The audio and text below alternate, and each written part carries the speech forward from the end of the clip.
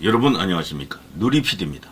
황교안 전 국무총리, 이분이 요즘 그야말로 자유우파 애국 보수를 대표하는 그런 정치적 여정을 긋고 있습니다. 그야말로 전투력 만렙이다 뭐 이렇게 이제 볼 수가 있는데, 부정선거 관련해서는요, 어쨌거나 가장 우뚝한 존재가 아닌가 싶습니다.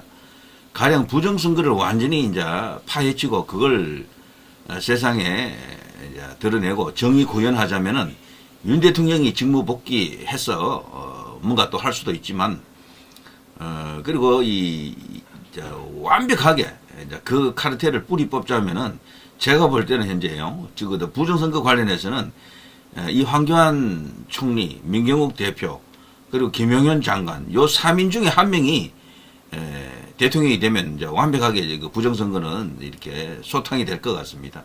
그런 일이 이제 올 수가 있겠습니까? 그냥 꿈의 영역이다. 기적의 드라마가 있으면 뭐 불가능하지는 않겠죠. 자, 어쨌거나 이제 부정선거 관해서는 그렇다는 이야기죠. 이번에 재보궐선거 결과를 또 보고, 또 우파 일각에서는 또 부정선거 이슈를 말하는 사람들이 있더라고요. 정말 큰일입니다. 선거할 때마다 이제 이런 일이 이제 터지기 때문에, 선거를 안 치를 수도 없고요. 자, 어쨌거나 이제 황교안 전 국무총리가, 이제 대통령 탄핵 선고 하루 앞두고, 자신의 이제 입장을 총정리해서 발표한 글을 제가 여러분과 함께 공유하겠습니다. 그리고 참고로 말이죠. 황교안 TV라고 있잖아요. 여기가 최근에 이제 구독자가 많이 이제 오르긴 했는데 아직 30만이 안 되네요. 29.8만 명. 이 말이 안 된다니까요. 이런 분이 왜 이렇게 구독자가 안 올라갑니까?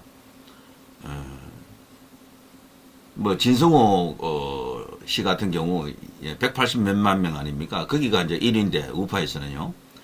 저는 이런 사람이 구독자가 300만이 되어야 된다고 봅니다. 황교안 이런 분들은. 그런데도 29.8. 그나마도 20만 정도에서 한 10만 정도가 이렇게 붙은 거죠. 여기 한 6개월 사이에.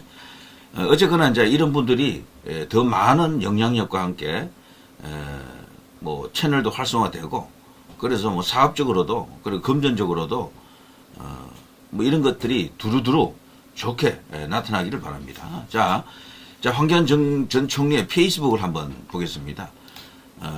자주 페이스북을 통해서 시사 논평을 하는데요. 이번에 이 페이스북은 그야말로 작심하고 국민들을 향해서 보낸 자신의 이제 메시지다 이렇게 생각이 되는데요. 더 강력해진 대통령이 돌아온다 이런 제목입니다.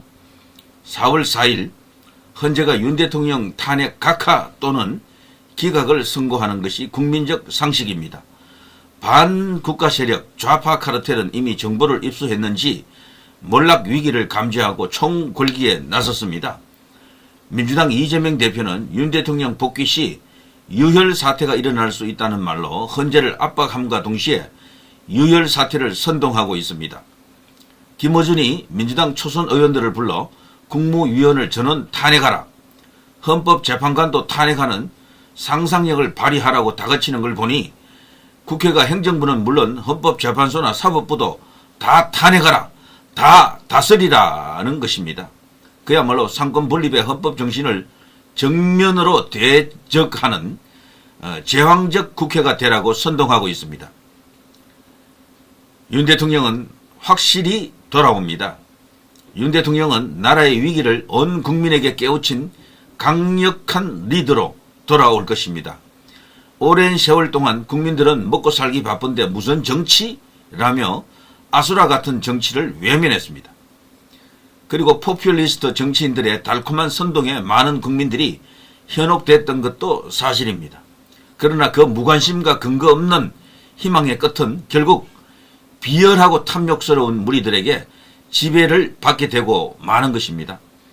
이번 12.3 계엄령이 계몽령이 된 이유는 누군가가 나를 위해 더 좋은 세상을 공짜로 만들어줄 것이라는 믿음만큼 허망한 것은 없다라는 진실을 국민들이 자각했기 때문입니다. 그래서 수많은 국민들이 그 혹독한 추위를 무릅쓰고 광장에서 밤을 새고 공산화 결사 반대를 외쳤던 것입니다.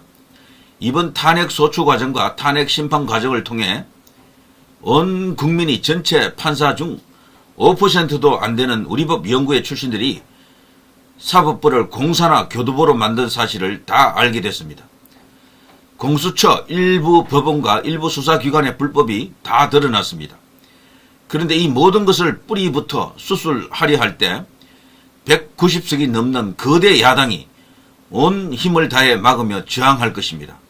이 난국을 타개해 나가기 위해서는 무엇보다도 부정선거 척결이 최우선 순위가 되어야만 합니다. 강력한 수사를 통해 부정선거 세력을 척결하고 가짜 국회의원들을 처벌할 때에만 그 다음 개혁이 가능해집니다. 윤 대통령이 그러한 정치개혁을 힘차게 밀고 나갈 수 있도록 모두 힘을 합쳐 응원합시다. 이런 내용입니다. 정말 속 시원합니다. 피를 토하는 메시지다. 이런 생각이 드네요. 지금 우리나라의 최대 문제는 어쨌거나 이 부정선거가 거대한 규모로 이렇게 카르텔화 되어 있다는 것이 지금 사실은 드러나 있는 것 아닙니까? 대통령이 계엄을 한 가장 큰 이유는 요거라고 보거든요. 이것을 헌재에서 이렇게 외면해버렸죠. 다루지는 않았죠. 그게 좀 찜찜하기는 하지만 어쨌거나 대통령은 직무 복귀한다. 지금 여권 일각에서는 대통령 직무 복귀를 확신하는 4대4 기각설이 엄청나게 힘을 받고 있습니다.